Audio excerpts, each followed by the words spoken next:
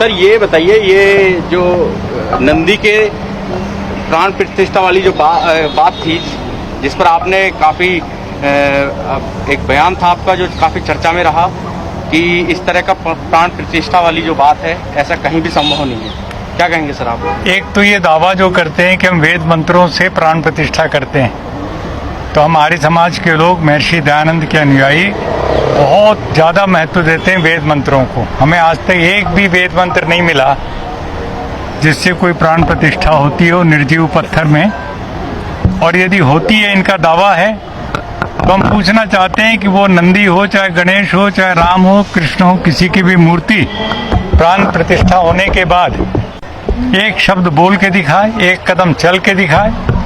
प्राण प्रतिष्ठा के तो कोई लक्षण है नहीं उसमें, तो निर्जीव पत्थर है, पाषाण है, और उस पत्थर को बना देते हैं भगवान, और उस भगवान की पूजा करके मनौती मनाते हैं उससे।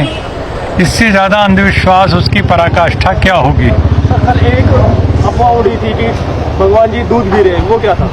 वो भी ऐसे ही है कि जैसे आज से 20 साल पहले गणेश जी दूध पीने लग गए थे, और तब भी हमने खंडन किया था कि कोई गणेश दूध नहीं पीता, वो सब का सब इस प्रकार का एक साइंटिफिक वो है, चिकना सा हो वो, तो उसमें से दूध जो है तैर करके चुपचाप उसकी पतली सी परत बन करके थिन लेयर, और वो खत्म हो जाता है। लेकिन दूध बर्बाद कितना हुआ, टनों टनों दूध जो है गणेश को पिलाने या नंदी को पिलाने के नाम पर, और ये सारा का सारा धर्म के नाम पर पाखंड अंधविश्वास फैल रहा है। सरकारें इसमें जरा भी कोई कदम ठीक नहीं उठा रही है। अभी 5 करोड़ के लगभग लोग कांवड़िए चल करके गंगा जल लेकर के और अपने अपने वहाँ चढ़ा रहे हैं। यहाँ तक कि मैंने देखा हमारे जो सत्यपाल सिंह जी हैं, जो अपने आप को आर्य समाजी होने का भी दावा करते हैं, वो पूरा महादेव में कल जल चढ़ा रहे हैं, ठीक है ना, अभिषेक कर रहे हैं अपना, वही जो कांवड़ियों के द्वारा किया जाता है उस तरीके से। मैं समझता हूँ कि ये सारा का सारा उनके ऊपर फूल बरसाना हेलीकॉप्टर से योगी आदित्यनाथ का, और इतना करोड़ों रुपए उनके इंतजाम में खाने पीने सिक्योरिटी वगैरह का करना, इसके बावजूद भी बहुत से कांवड़िए बेमौत मारे गए, बिजली के करंट से मारे गए, एक्सीडेंट में मारे गए। मुझे बहुत दुख है। लेकिन ये 5 करोड़ नौजवान यदि घर से निकलते हैं और इतना लंबा चौड़ा वो सफ़र तय करते हैं, उनकी आस्था कितनी, ऊर्जा कितनी है, उसका सदुपयोग क्यों नहीं होता? उनको पेड़ क्यों नहीं दिए जाते, पीपल के, बड़ के और किसी, ताकि वो पेड़ लगाएं। इस मौसम में पेड़ लगाने से का बहुत बड़ा पुण्य है, लाभ है, और वो हमारे पर्यावरण को भी ठीक करेगा। इस तरह का नशे के खिलाफ वो नारे लगाते हुए चलें, शराब बंद करने के बारे में। कई लोग तो खुद ही नशे में होते हैं। अब ये सब चीज़ों को यदि हम लोग उठाते हैं तो ये 5 करोड़ नौजवान देश में परिवर्तन ला सकते हैं, पैदल चलते हुए हरिद्वार से दिल्ली जयपुर तक जाएं। इस तरह से हमने आस्था का दोहन किया है, अंधविश्वास फैला करके, जो हमारे संविधान के आर्टिकल 51 के खिलाफ है। आर्टिकल 51 कहता है कि जो वैज्ञानिक चिंतन है, साइंटिफिक टेम्पर, इसको बढ़ावा दो, और रिफॉर्म को दो, स्पिरिट ऑफ इंक्वायरी को दो, ह्यूमनिज्म को दो।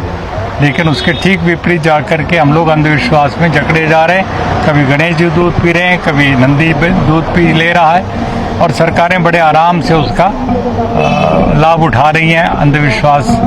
और इसी एक वीडियो काफी वायरल हुआ है, आपने बात की कांवड़ यात्रा की, तो कांवड़ यात्रा में एक पत्रकार हैं जो ये पूछ रहे हैं कांवड़ियों से कि आप कौन हैं, किस जाति से हैं। तो उसमें ज्यादातर जो लोग थे जो कांवड़ लेकर आ रहे थे, वो ज्यादातर ओबीसी समाज और SC/ST के लोग थे, यानी कोई भी उन कांवड़ियों में अपर कास्ट का उन्हें नहीं मिला। तो उन्होंने इस बात को काफी, वो सोशल मीडिया पर वायरल भी हुई, और ये बताने की कोशिश की कि जो कांवड़ का जो बोझ ढो रहे हैं वो कहीं ना कहीं SC और OBC समाज के लोग हैं, और जो इसके पैरोकार बने हैं वो आप जो इस पाखंड को पैदा कर रहे हैं वो ब्राह्मण समाज के लोग। देखिए कि ब्राह्मण अर्थात जो चतुर चालाक समाज होता है ना, वो चाहे कोई भी कहीं से भी आए, वो इस तरह की भूमिका अदा करता है।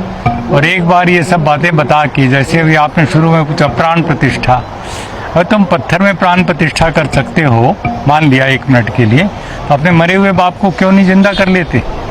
ये झूठ क्यों बोल रहे हो इस तरह का?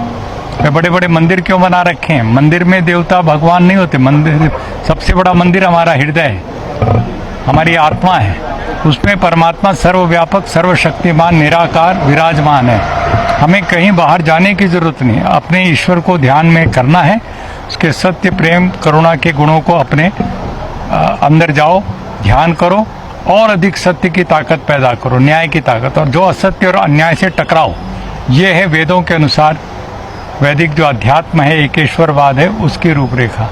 ऐसा न करके एक बिचौलिया बैठ जाएगा मंदिर में या चर्च में या गुरुद्वारे में या कहीं पर भी मस्जिद में, और वो बताएगा कि ऐसे अल्लाह का वो करना है, तो ऐसे खुदा का करना है, तो ऐसे गणेश जी का, ऐसे राम का। वो बिचौलियों ने एक तरह से कब्जा कर लिया है पूरे लोगों के दिल दिमाग के ऊपर, अंधविश्वास का सहारा लेके।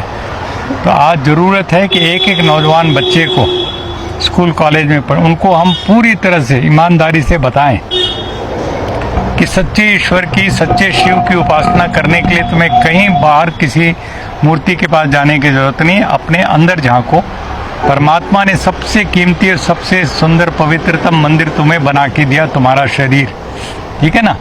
अपने माता पिता जो जीवित हैं उनको भगवान का मूर्ति समझो, उनकी सेवा करो, न कि किसी पत्थर की। तो ये है हमारा अध्यात्म जो वेदों पर आधारित है। इस तरीके से यदि हम चलेंगे तो ये व्यर्थ की कांवड़ यात्रा हुई और दुनिया भर की अमरनाथ यात्रा हुई और वैष्णो देवी की यात्रा, अभी केजरीवाल सरकार ने और 8-10 लिस्ट जारी कर दी, वहाँ भी जाओ, मुफ्त में खाओ पियो और ट्रेन यात्रा करो। ये क्या है? सरकारों का काम यही रह गया है? हाँ, आपका काम है जनता को अच्छी शिक्षा, अच्छी चिकित्सा, अच्छी सड़क, अच्छी बिजली, ये सब चीज़ें मुहैया कराना, भ्रष्टाचार बेईमानी बंद करना। इस काम को तो नहीं करके आप ये अंधविश्वास का सहारा ले रहे हैं। तो इस तरह से जाया हो रही है हमारी पूरी एनर्जी जो है, और सभी सरकारें कर रही हैं, इसका मुझे बहुत दुख है। ये संविधान की भावना के ठीक विपरीत जा करके सब काम हो रहा है। जब लोग सत्ता में नहीं होते, विपक्ष में होते हैं, तो मुद्दों की बात करते हैं, और जब सत्ता है, सत्ता पक्ष पर मुद्दों से हटकर चलने की बात करते हैं। लेकिन जब सत्ता में होते हैं तो धार्मिक भावनाओं को लेकर सामने आ जाते हैं। तो ऐसा क्यों सर? क्या लगता है कमजोरी है ये जनता की? नहीं, जनता की बात नहीं है। ये जो नेतृत्व होता है राजनीतिक सामाजिक, उसकी जिम्मेदारी होती है कि उनको वो सही बातें बताए। जनता तो बहकाई जा सकती है किसी के द्वारा, वो रोजमर्रे की तकलीफों में इतने उलझे हुए हैं आम आदमी, उसको कोई इधर उधर बोले थी यहाँ देवता को पूजा करने तुम्हारा काम हो जाए, वो करने लग जाता है। लेकिन जो मिनिस्टर, चीफ मिनिस्टर और सरकारी तंत्र है, उसकी जिम्मेदारी है कि मीडिया की मदद से सच्चाई को फैलाए और झूठ और पाखंड अंधविश्वास को दूर करे।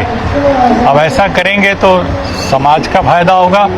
और ये जो सबसे बड़ा भ्रष्टाचार तो ये हो रहा है कि हर आदमी सुबह जाता है किसी न किसी देवता को प्रार्थना करके कहता है कि ये मेरा काम हो जाए तो मैं तुम्हें इतने और प्रसाद चढ़ाऊंगा। मतलब रिश्वत दे रहे हो, कोई परमात्मा को तुमने रिश्वतखोर थानेदार बना दिया, ये गलत चीज़ है। इस तरीके से हमें ईश्वर की सच्ची उपासना सिखानी चाहिए, न्याय पर चलने का रास्ता सिखाना चाहिए। अब ये हज कर रहे हैं हमारे मुस्लिम भाई, कोई वहाँ जा रहा है अजमेर के गरीब नवाज, उसके लिए चादर चढ़ाने के लिए। अब जिस कब्र पर तुम चादर चढ़ा रहे हो, उस कब्र के नीचे की लाश तो सड़ चुकी, दीमक चाट चुके हो उसको, तुम उससे क्या उम्मीद करके चादर चढ़ा रहे हो लाखों रुपए के उसके ऊपर? तो ये सब चीज़ें, बुत परस्ती क्या, पत्थर पूजा क्या, सब चीज़ें गलत हो रही है। और सबको हमें कहना चाहिए कि ये गलत बातें बंद करो।